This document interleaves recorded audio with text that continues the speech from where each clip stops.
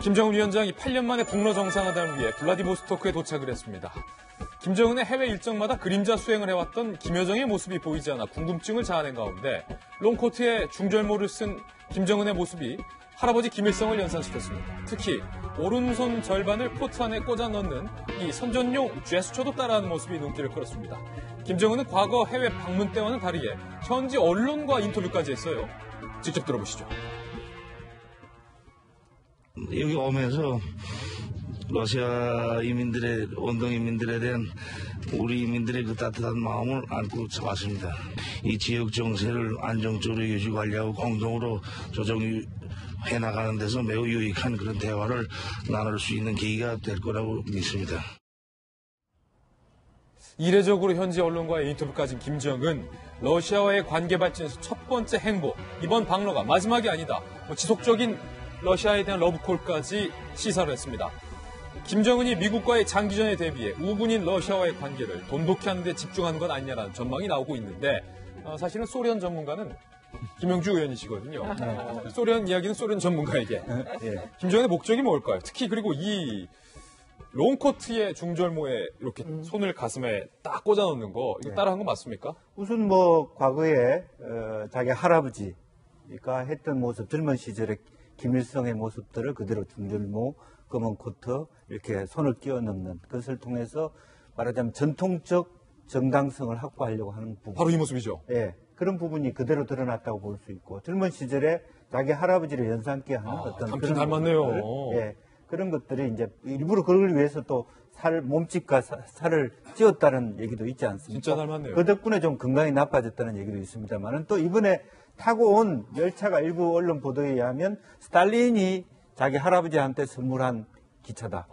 그렇게 하고 안에는 물론 다 개조를 했습니다만 40년 이상 탔기 때문에 이제 그런 면 그리고 그런 의미에서 전통적인 러시아와 북한 간의 관계들을 어떤 강조하는 그러니까 노림수는 어떤 러시아와 간에 있어서는 경제 협력에 있어서 미국에 의해서 교착 상태에 있거나 제재 상태에 있는 부분을 밀수라는 통해서 다양한 방법으로 북한이 러시아로부터 경제적인 이익을 받고자 하는 것이 하나 있을 거고 또 하나는 어쨌든 트럼프를 겨냥해서 우리가 다른 대안을 가질 수 있다라는 어떤 시그널을 줌으로써 또 혹이나 있을 수 있는 3차 말하자면 북미 간의 정상회담에서의 좀 지렛대 역할을 하고자 하는 이제 그런 부분이 있고 또 바로 푸틴 대통령이 오늘 만나고 가시면 바로 시진핑하고도 만나게 되지 않습니까? 그러한 동북아 정세에서 중국과 러시아가 우리 편이다라고 하는 것들을 외교적으로 어쨌거나 이번에 온 대동한 사람들을 보면 어떤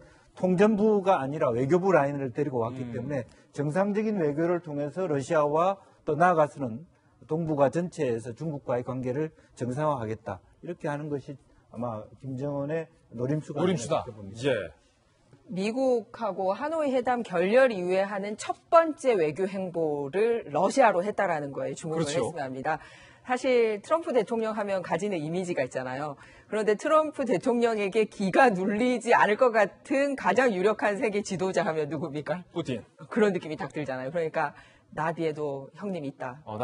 뭐 이런 분위기예요. 그래서 우리 형이 더 세다 이겁니까? 그래서 예전에 그거는 이제 봐야 되겠죠. 누가 더 센지는. 왜냐하면 예전에 이제 냉전 시대에도 소위 북방 삼각관계라고 해서 북한하고 이제 러시아하고 중국하고 이렇게 삼각관계를 형성하고 있었고 우리 대한민국하고 이제 일본하고 미국하고 이런 삼각관계를 형성하고 있지 않습니까? 근데 지금 냉전 시대가 아닌데도 북한에서는 벌써 장기적으로 그때의 그 관계를 포석을 두고 움직이는 느낌이 있어요. 근데 지금 하나 걱정되는 건 뭐냐면 러시아가 유엔 안보리 이사국이란 말이에요.